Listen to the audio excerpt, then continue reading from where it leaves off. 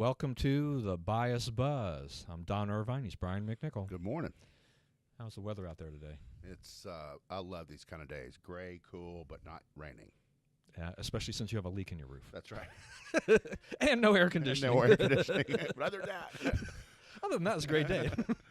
All right, so we have lots of things to cover as usual, and we'll start off with that great Hollywood news of the whole breakup of Brangelina. My main comment here is just that that news almost superseded everything else out there. You know, with all the other things that are going out there, it overtakes everything. What's the deal here? well, one thing this was appeared to be a Hollywood marriage that worked, right? But you had to think. I mean, if Bill Clinton is still attracting bimbos than Brad Pitt, he's in way better shape than Bill Clinton. And so that appears to be the thing, is that she found out him and some other woman, right? Which is, fairly typical. I've always, it's always, could I watch my wife do love scenes with some other guy, and just, yeah, she's acting, she's earning money, but you have to put some of yourself into that. So I've always wondered, how do these guys stay married anyway? Yeah, and I mean, they had, 6 kids? And everything like that. And so adopted. Yeah.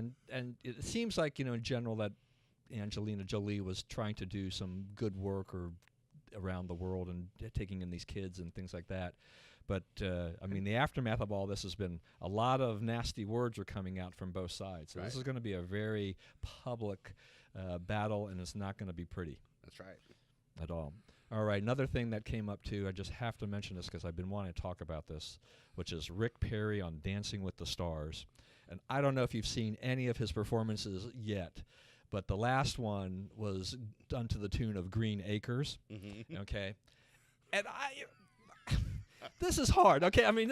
Just watching Rick Perry, I understand. He's trying to learn how to dance because his daughter's getting married, and so he's putting himself out there. Dancing with the Stars is known for its B-lister, C-lister type of people that get on there and do things, and there have been some interesting people that have been on there over the years. But, if you want, I don't see how you help your image, because I'm telling you, if this whole idea in my mind of this whole corn-pone, really goofy guy, it's really coming out. That whole thing with the Green Acres and the tractor and all this stuff. And he's a terrible dancer, and yet he avoided elimination. That's what amazes me even more. It's like there apparently was somebody who was worse dancer than they were, or either that or Rick is so popular he managed to get enough votes, from the fans to carry him over. He was ecstatic that he stayed. He was pretty sure he was going to lose. So, that's one of those things. The more outlandish you're willing to be, people kind of have a soft spot for. He put himself out there, good, bad, or indifferent. I wouldn't. How do you dance to the theme from Green Acres? I'm just trying to and he was getting 5s and 6s from the judges, as a result of that. It's I think that was just mainly sympathy, more than anything else. But just let's take it this way. Going towards a 2020 presidential run, if Trump doesn't win and Hillary's in office, and so the Republicans, are going to be putting up a field, how will this affect Rick Perry's candidacy? I think this is going to be seared into some people's memories, is what he did here. I don't know. Yeah, it could be. It's but a lot of politicians have done stuff like this to sort of rehabilitate their image. Tom DeLay, he was on it too, right? There's been a few others. It's a way to sort of show a side of you that you had not previously shown. Some people, it will make them like you more. Some people will make them think you're more ridiculous than they already thought you were. Well, that's okay. See, and that's the thing with me. I am trying to take Rick Perry seriously. I've met him. I like the guy in general. But, boy, talk about reinforcing a stereotype. Right now he's doing it, and that doesn't help, in my opinion. Right. There's a lot of, scorn for Flyover America going on right now. It's like, hey, the elites are telling us how to live. It's part of the what happened at the UN yesterday, right? As, hey, I'm sorry, he essentially said, I'm sorry for the dumb people in my country who don't know any better than this, but we really want to, open borders, one world government, and we all, the smartest understand this, Okay, so anyway, enough of Rick Perry and Brangelina. The last thing I want to get to before we get to the other topics we had today was just briefly discuss this whole Skittles controversy. Have some Skittles, everybody.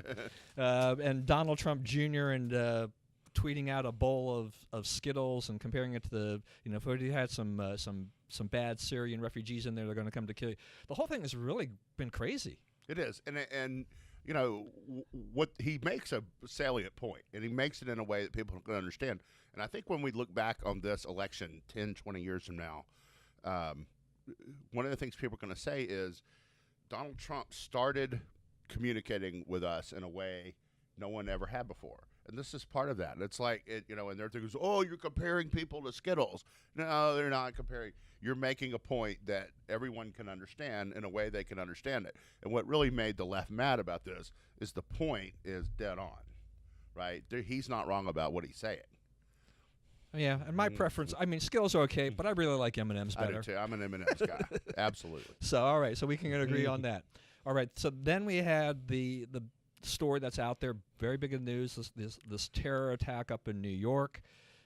Homegrown terrorism, right. Really. Let's talk about this. Okay, so one of the things it shows you is we are far more vulnerable than we think, right? Because there were, 5 more bombs hit around. There was, thanks to the thieves of New York who stole the bag and left the bomb and said, hey, this might be a little suspicious. Even we need to probably talk to the cops about it. There's an only in New York moment. But we are vulnerable to it, and we are vulnerable to it. We have allowed this to come to our shore because we did not handle it over there. When the ISIS first started being in the news, there was a long story. Maybe it was Glenn Greenwald. It kind of explained what ISIS is, and one of the big things about it is to be a caliphate, it has to control territory. If it doesn't control territory, it cannot claim to be a caliphate. If it cannot claim to be a caliphate, it cannot give orders or inspire people like this guy to act, right? It cannot signal for them to act. The first thing is you have to control territory.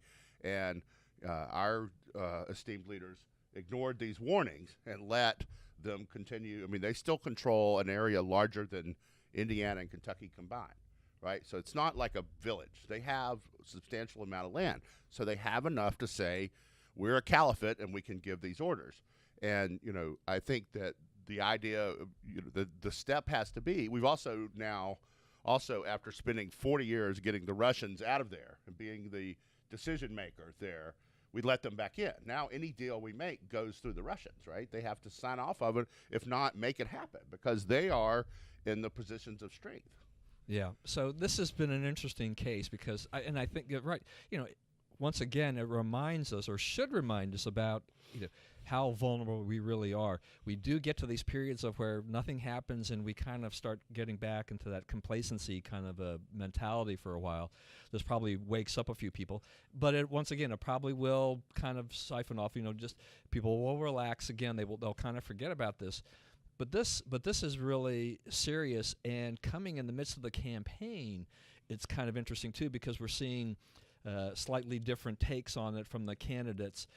My personal feeling is I think this kind of a thing favors Republicans and Trump more than it does Clinton. I think so too. I think any time that it's a breakdown of peace in the community, breakdown of law and order like this, the problem is like you have a lot of police activity up there that is done on the buddy system, right?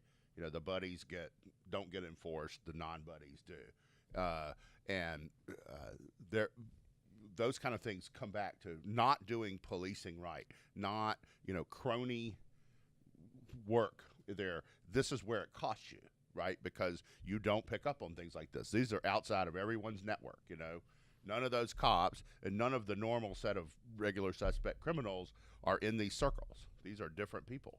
Yeah, so this is going to be interesting, and we're 5 days away from the debate, so I'm sure that, or I hope this will come up as a topic. I think this plays to a strength of Trump potentially for that, so he should be doing that. I think we always have accepted his solution to this more than hers. Hers is like, wait, negotiate, meet people, come to understand. His is iron fist, make this stop We need to be safe in America, regardless of what happens elsewhere.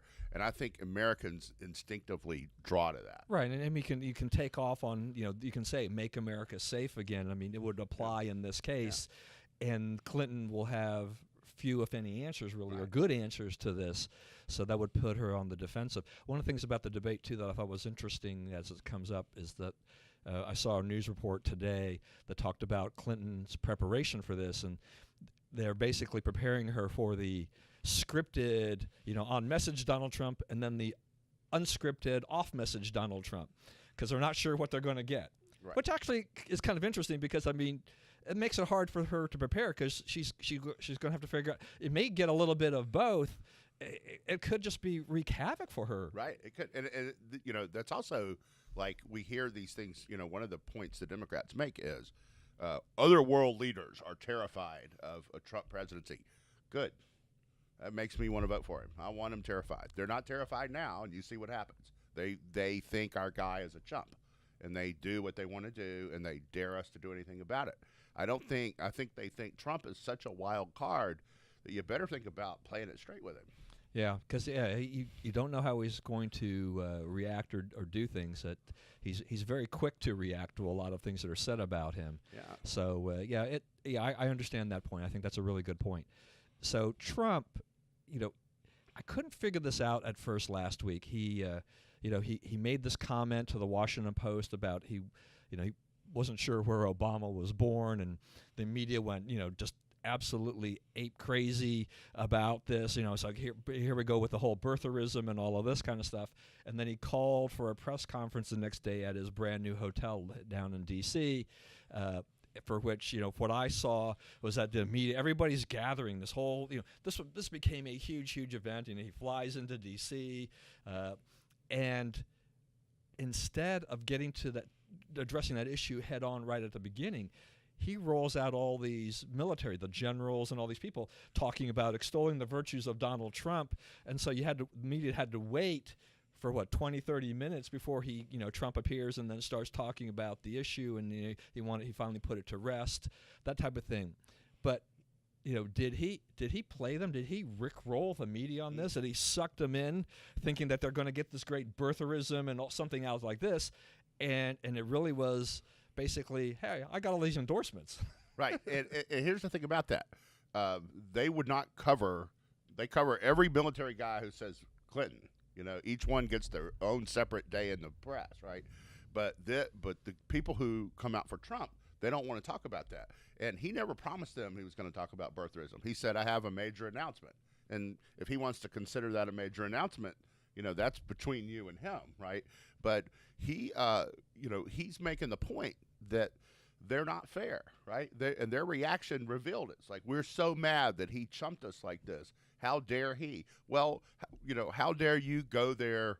You have a thing. Who cares where Obama's born at this point? It mattered when he wasn't elected, or perhaps even after he was elected the first time, but not the second. But at this point, he's done, right? The issue's over, right? He could come out today and say, I was born in Kenya. Ha! What are we going to do? We're going to say, you serve till January and we'll get somebody else. Yeah, you can't roll back his two terms like that. I mean, that's not going to happen. And yeah, as you point out, I mean, he didn't say that I'm going to hold a press conference and talk about Obama's birth certificate, a major announcement, as you said. They made the assumption that based on the comments he made the previous day, that's what he was going to address. When I looked at it after that, I thought, boy, was that brilliant or whatnot. Yeah. I mean, and he gets the attention for the people that the media wouldn't cover to endorse him. And the media's reaction, I'm like, I don't know about you, but I'm not going like, oh, boo hoo, right. On them. Right? You have made this bet, where you are beyond unobjective about Trump. You are maddening about Trump, and he's using it against you. I mean, straighten up and cover the race right, and this won't be a problem for you. Right. Okay. So that leads to my next thing here, next topic, which is just how they've covered. It gets to both how they've covered Trump and Clinton on the bombings in New York. With where CNN edits out what Clinton said when she said it was a bombing. They left it in for Trump, and then they jump all over Trump for calling it a bombing before it was declared, before they knew it was a bombing, before it came out and said it was a bombing, it was a terrorist bombing. But then, in talking with Fox News, he talked about we need profiling. And so what CNN and others did was that they inserted the word racial. So everything out there, exception of USA Today, was the one I found that actually used the word profiling only. They came out and they all said Trump calls for racial profiling. He said no such thing. And that goes back to this point. They're going after him, and they're making false accusations. They're putting up things that don't even exist to change the narrative and say, look at this. He's it's a racist type of a thing. It's the clowning moment of the media was when she was on the plane, Hillary, and she's given the impromptu presser after the gaggle, and they ask her about it, right? And she gives her statement. She gives her, which is a fairly rote thing. Nothing wrong with what she said, right? Wait for the facts. Trump is like, let's take action. We're not wrong about the facts. You can make your own judgment about that, and there's a case to be made that some waiting, some circumspect, and I think he'll learn that as he goes on to avoid jumping the gun. She has been in this long enough to know to wait. The waiting's okay, right? And he may not have, but as soon as she gets through, okay, the first reporter, and someone needs to find out who this woman is and name and shame her. First reporter says, "What do you think of Trump saying it was a bomb already?" Okay, she said it was a bomb too. They edited that out as well. But her first thing is, don't you think Trump jumped the gun? It's like, what are you talking about? Why is that what's important? That's important because you have an agenda to stop him. And he's one of those guys. It's like, you know him by his enemies, and the more you know about his enemies, the better he looks. Right, and then you have her, talking in a very short press conference, with the plane in the background and the hangar, never really addressing real substantive issues. She just talked about Trump and how his language incites ISIS. And I'm sitting here in my office. I'm sitting in my office and thinking, like, okay, so Clinton has just accused Trump of fomenting terrorism and pushing ISIS. How do you buy that argument? Well, their theory on that is exactly wrong. Their theory has always been, if you fight ISIS, if you take the battle to them, if you call them what they are and go after them, then that will help them recruit more people. They will take that they will send, but guess what? If you show them being bombed to smithereens, fewer people want to sign up for bombed to smithereens. Your recruitment goes in the pot, right? Because people don't want to die, right? And they're already having problems with that because people come out of there and they're like, well, yeah, we had to, clean dishes and bathrooms and stuff, and it wasn't all that, grand and glorious and so forth. So their thing is, let's show weakness and accommodation because then ISIS will like us. Well, I would argue that we've given that a pretty good try and that it has not worked. That, this last weekend was, evidence that that's not the approach. That, I would try strength because we haven't tried it and it might work. Yeah, I don't understand what they think they're going to really accomplish in this sense of that. So let's talk a little bit more about Hillary. It was kind of a humorous article as far as I was concerned. Maybe and we've talked about Hillary and her clothing and her style, but the Washington Post came out and they basically called her a fashion icon. And if there isn't a bigger head scratcher or something good for a laugh track. Ladies, I am not a fashion guru. As you can see, I think this matches. I'm guessing every day. But please, that's not the direction to go unless you live in a place where everyone wears a straitjacket, in which case having a more colorful straitjacket may indeed be worthwhile. But other than that, I wouldn't go in this direction. Just me, not an expert, but how can they... What? Yeah, I don't know. I mean, just, if it wasn't for my wife changing a lot of my clothes, I might be sitting here wearing a flannel shirt or something. Thank God for the wives. And blue jeans or something like that. She threw away a lot of my clothes after we got married. But yeah, you look at Hillary's clothing and it's like, how do you do this? But I guess maybe part of it is it's this liberal mentality. It's like, we've got to kind of soft pedal. I mean, in that article too, refer to Hillary, I guess, as handsome. Not beautiful, not gorgeous. Kind of the George O'Keeffe thing, which is a way of saying, going around that she's not so good looking, so we'll kind of call her handsome, because that's really not a great term when you call a woman handsome. That's just your way. That's kind of where you're digging out the hole. You can't say ugly, so you say handsome. I don't know. It's just a crazy thing. And like when Biden said Obama was clean. What does that mean?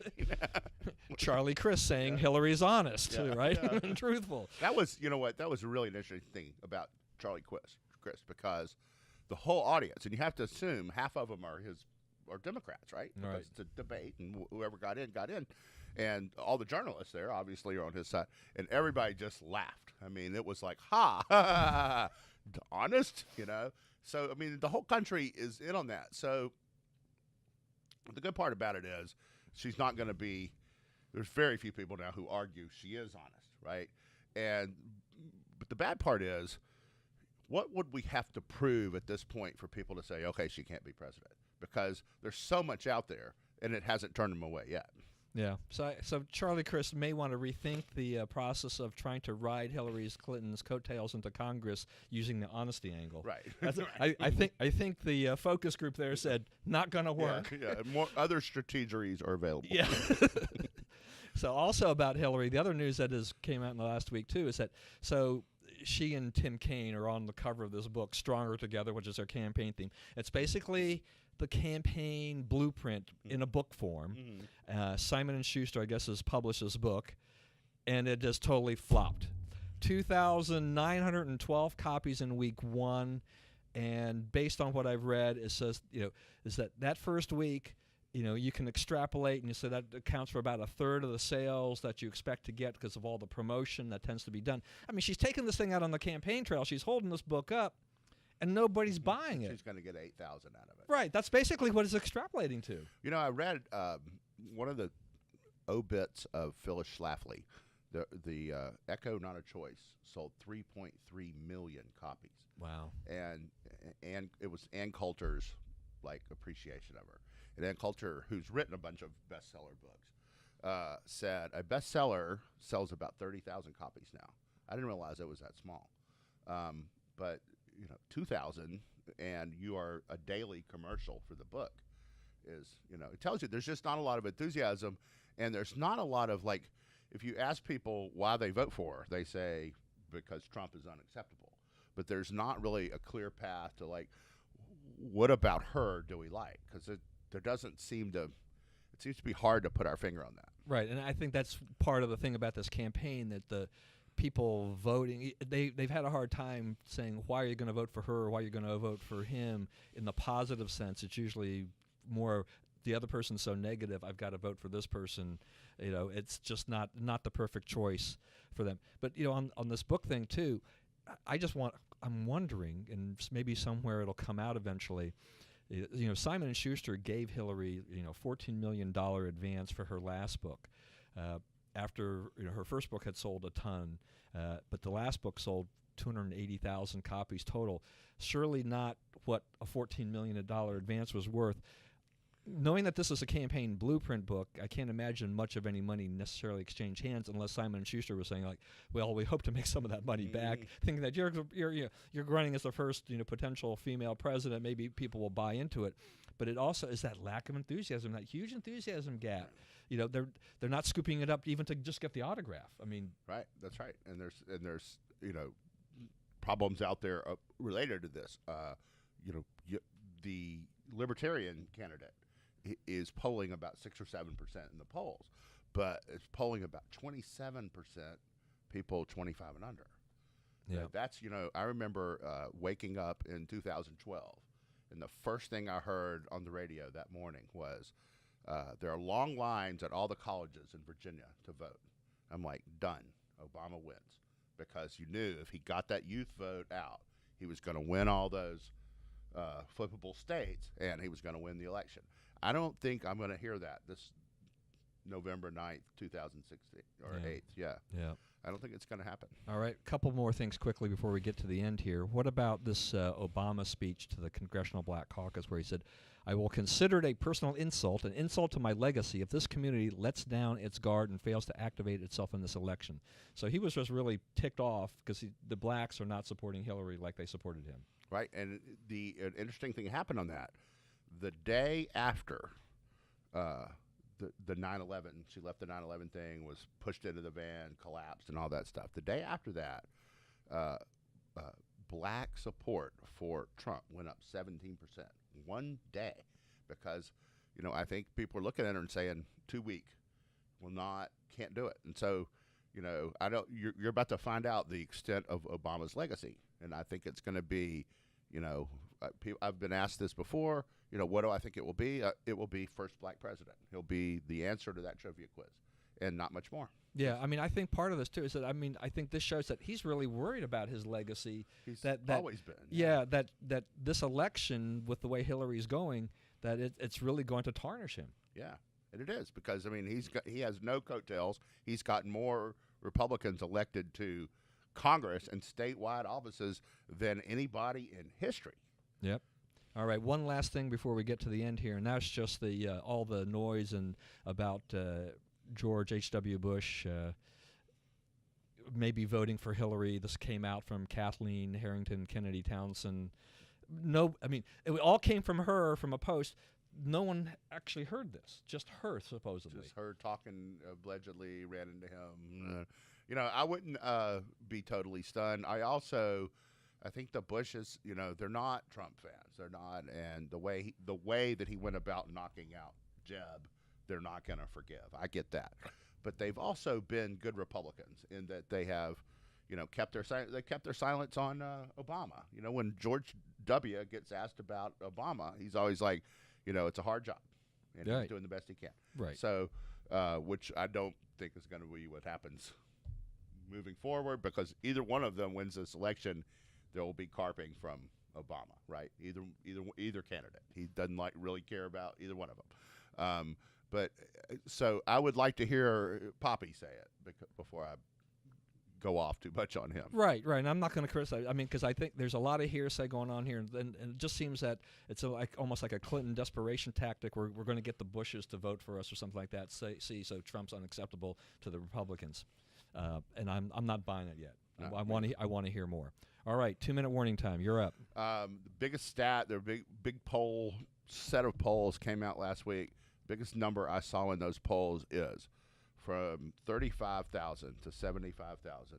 Trump is 22 points ahead nationwide.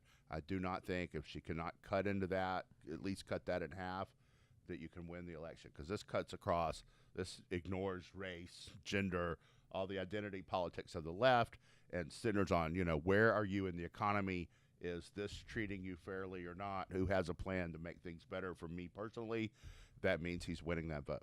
Right, and I think, in conjunction with all that, too, what we're seeing here is just that whereas maybe a month or a month and a half ago, we were looking at the electoral map. This is something that I'm always watching and concerned about. It was extremely lopsided for Hillary. Now models are showing it to be pretty close. And the momentum definitely is Trump's way on this, so that this race is far from over, and the debates on Monday are going to be probably a big key to this. If Trump performs really well for this, Hillary's going to have a very hard time recovering, because we're at 48 days. We'll be at about 43 then. The time is ticking away, and she's just running out of time. Right. I remember one of the times I won a championship in basketball. The final game, we were ahead for 3.7 seconds of the entire game, but it was the last 3.7 seconds, which is what makes the difference. It's not important to be ahead in July, and Trump knew that, and I think he's played that all along. Yep. All right. Well, that's great. So thanks for joining us. Hopefully we got our Facebook issues worked out this week, and thanks for joining us. Until next week, we'll see you then for the Bias Buzz. Bullseye.